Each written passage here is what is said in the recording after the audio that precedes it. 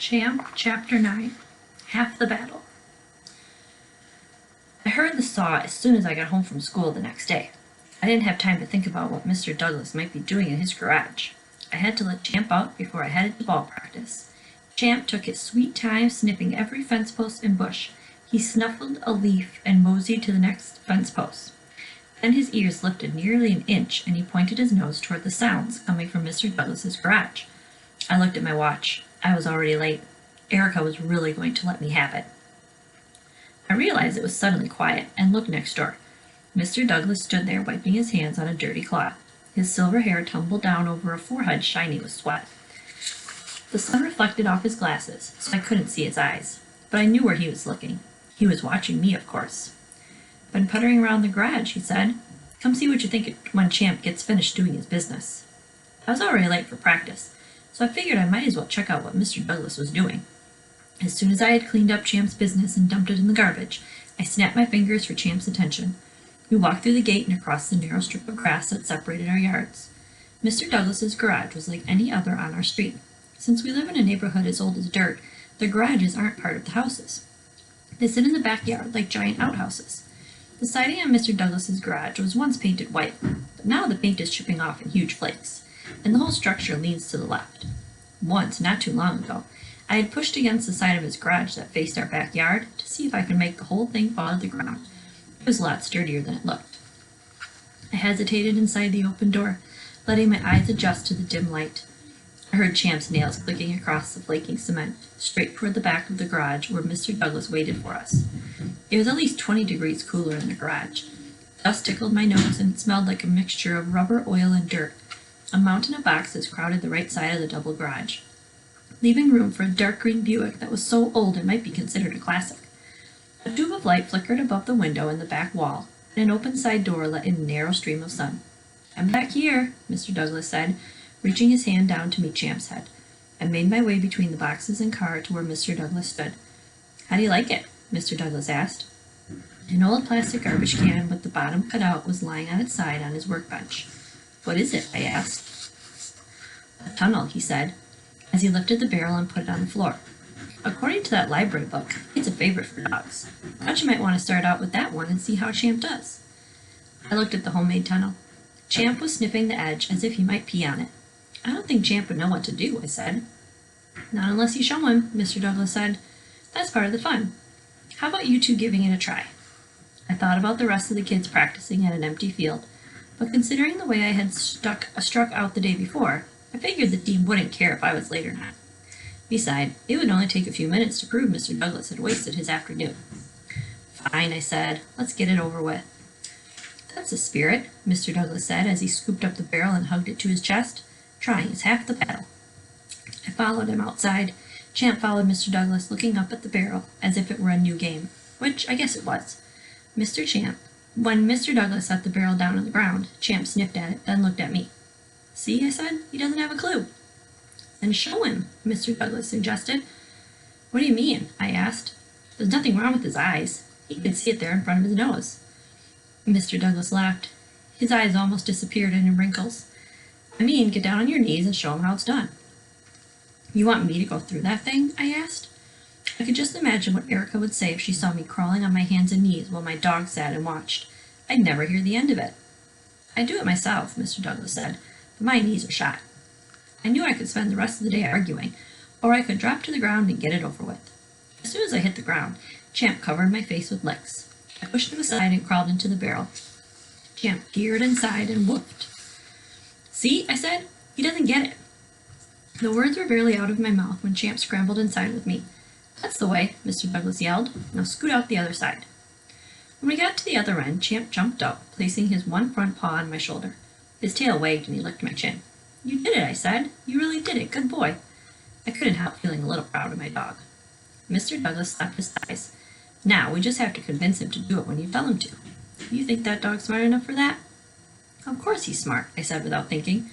After all, this was the dog that had figured out how to unmake every bed in our house. Climbing through the barrel turned out to be something a three-legged dog definitely could do.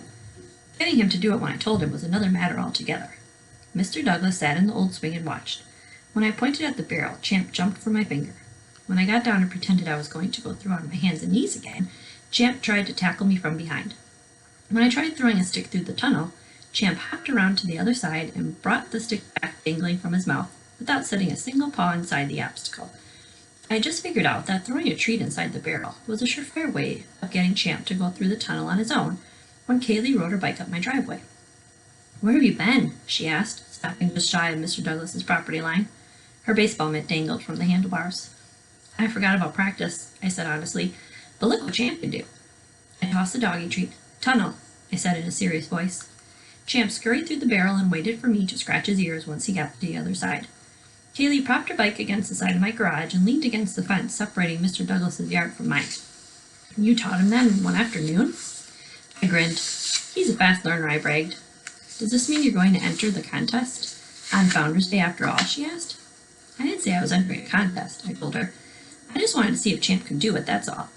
I wonder what else he can do." Of course, the only way to find out was to build more obstacles, which is exactly what Mr. Douglas did. Each day he waited for me after school. So did Champ. Mr. Douglas, it turned out, knew quite a bit about woodworking. When I was younger, he told me, I built tables and bookshelves and even that old swing for my wife. Making these obstacles shouldn't be a problem. No problem at all. All I had to do was mention an idea for a new obstacle, and Mr. Douglas would nod as he thought it through. He taught me how to pound in nails without splitting the wood. He showed me how to use a saw and the sander. I learned to use a level, brackets, nuts, and bolts. He taught me how to fashion a balance beam and teeter-totter out of wood planks and sawhorses. He made jumping bars using plastic pipes, and it was my idea to use a folding lounge chair as a pause table. I like making useful things out of old junk. Working on the obstacles reminded me of building toothpick bridges. Taking scraps of lumber, rope, and old pipes and putting them together until they formed something totally different was a challenge. Only this was better than the toothpick bridge, because everything we built was actually being used by Champ, and Champ loved it all. Dad came home early from work and watched us one day, leaning on the fence. He nodded to Mr. Douglas. "Pretty impressive," he said. "You've been putting a lot of work into that doggy playground," he said. "Your son has a way with tools," Mr. Douglas said. It hit me that nobody had ever said I was good at anything before. It felt nice to know Mr. Douglas thought I had a talent for building things. I wanted Dad to see how Champ knew to scramble through the trash can tunnel, and then head for the jumping bars that I had helped build. "Watch this," I said. Dad turned to face Mr. Douglas, so he didn't see Champ hop over the bars and make his way to the teeter-totter. "I appreciate you spending so much time with my boy. Sorry about the clutter in your yard. I could help you move it over here." "I don't mind at all," Mr. Douglas said while I coaxed Champ up one side of the teeter-totter. Unfortunately, Dad glanced over at me just as Champ backed away. "Let me know when you get tired of it, and I'll help you take it down," Dad told Mr. Douglas before he turned and disappeared inside the house. The next week, Mr. Douglas found a tire in his garage that he thought we could use for a tire jump. We just needed something to hang it from. When he started pulling down the old swing Mrs. Douglas had once used, I stopped him. "Are you sure you want to use this frame for Champ?" I asked. Mom had told me it was Mrs. Douglas's favorite spot to sit. Mr. Douglas nodded. "My wife, Helen, would be proud to have you use it," he said. Then he unhooked the swing and hung the tire from the cross pole, making sure the tire dangled close to the ground. He anchored it with ropes to the four legs of the frame so the tire wouldn't swing out of control. After we finished making each obstacle, we spent a few days letting Champ get used to them. Some of them, like the tunnel, he could do in a snap. As long as the jump bars and tire were hung low enough, he didn't seem to have trouble hopping over them either. The teeter-totter balance beam was another matter. They required balance, something any three-legged dog would have trouble with. After we finished making each obstacle, we spent a few days letting Champ get used to them. Some of them, like the tunnel, he could do in a snap. As long as the jump bars and tire were hung low enough, he didn't seem to have trouble hopping over them either. The teeter-totter and balance beam were another matter. They required balance, something any three-legged dog would have trouble with. After nearly 2 weeks, Champ still didn't like the feel of the wooden plank that led him up to the balance beam. I coaxed him, held out my hands to give him support. Still, he didn't want to try. The same with the teeter-totter. Champ bypassed those to hop on the folded lounge chair. The pause table was no problem for him, since Mrs. Lerner had trained him well for confirmation and obedience trials. He knew the commands, down and stay. "Good boy," I told him. Champ would wag his tail so hard his entire body wiggled at the words. "He's coming along," Mr. Douglas said. "I think he'll be ready for that competition at the picnic." I hugged Champ. Since we'd been practicing, he'd grown stronger. He didn't bark as much, and nothing in the house had been herded to the middle of the kitchen either. It was true he could do most of the obstacles, but I still knew he couldn't win a contest. Not a contest based on speed and agility. I'm not entering the contest, I told Mr. Douglas for the bazillionth time. Champ is doing great, but he can't win. Winning doesn't always mean coming in first, Mr. Douglas said. I thought Mr. Douglas was certifiably nuts, but knew enough not to say it out loud. I didn't have to. Dad said it for me. Chapter 10, King of Cool. With all that building and practicing going on, I totally forgot to sign up for the summer league team. Well, to be honest, I didn't forget. I knew exactly when sign-ups were, since Kaylee talked about baseball morning, noon, and night. I didn't want to give Dad another reason to call me a quitter, but I had been too busy. How can you stand to spend so much time with him? Kaylee whispered to me one afternoon. She still stopped by before baseball practice, just to see if I could make it. I knew who she was talking about because she was peering deep into Mr. Douglas's garage, where he was measuring out a pole. I thought he gave you the creeps, she added. I remember back when Mr. Douglas used to stand in his garden and watch what I was doing, and I realized he didn't do that anymore. He was too busy building Champ's obstacles. He's not that bad, I finally said. Really, he's kind of nice. Are you sick, Riley? Have you gone mad? Kaylee asked. She reached out and felt my head, pretending to check for a fever. I knew Kaylee didn't mean anything by it, but I pushed her hand away a little harder than I needed to. Mr. Douglas was right, I explained. Champ needs something to do. Since I've been working with him, he doesn't bark as much, and he doesn't rearrange things in the house either. Besides, I like building stuff. Kaylee thought about what I said for a full 30 seconds. She glanced at the obstacles spread over Mr. Douglas's yard, and then reached down to rub Champ's ear between her fingers. You really don't think Mr. Douglas is creepy anymore? I shook my head. Once you get to know him, he's not bad at all. Well, she said slowly, he did build some pretty neat things. I guess someone who doesn't mind spending his afternoons helping Champ can't be all bad. Exactly, I told her, and Champ likes him too. I told the rest of the team what you and Champ are doing, Kaylee told me. They think it's pretty cool. Really? I asked. I had spent my life in the shadow of my dad, the king of cool. Never in all my life had anybody used that word to describe me. Kaylee nodded. Not as cool as me, the home run star, of course, she said with a grin. But cool. After Kaylee left for practice, Mr. Douglas and I spent an hour pounding old fence stakes into the ground to form weave poles. Dogs are supposed to zigzag their way through them. It didn't look that hard to me, but the library book said it was one of the most challenging obstacles for a dog. I guess the book was right. I led Champ in and out of the poles 3 times, gently holding his collar and going slow, since it was hard for him to change directions. Weave, I said over and over, hoping he'd learn the new command. Weave, weave. I liked the way Champ followed my every word. His head tilted up so he could see my eyes, his tail wagging. After the 3rd time, I kneeled on the ground and turned him to face the poles. Ready, set, weave. I let go of Champ's collar and started going in and out of the poles, hoping he would follow me. Weave, I called over my shoulder. Weave.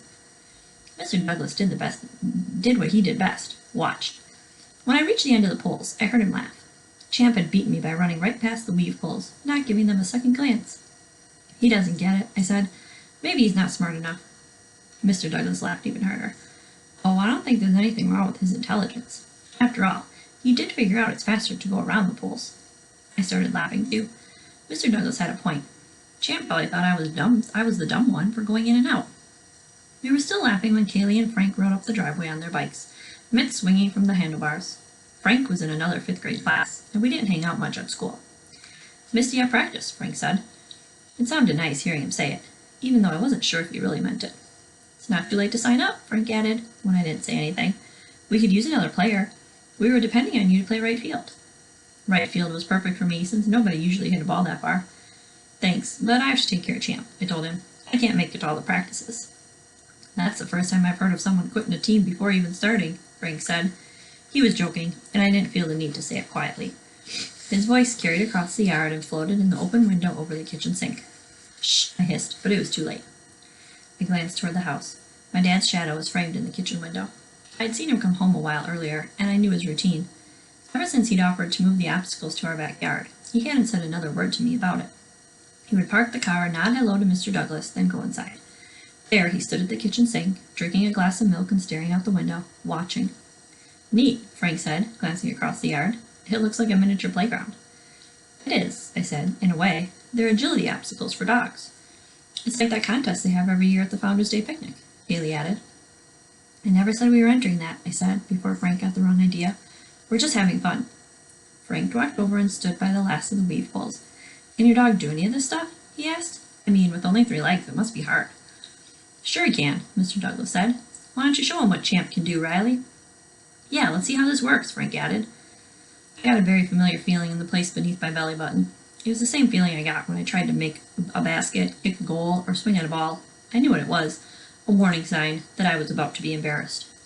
Champ sat by my left knee, looking straight up at my face, waiting for me to do something, anything. He didn't know the meaning of embarrassment. He just wanted to play. Let's go, boy, I said without much energy. If Champ could tell how I felt, he sure didn't show it. He hopped up, tail wagging, and headed for the beginning of the course.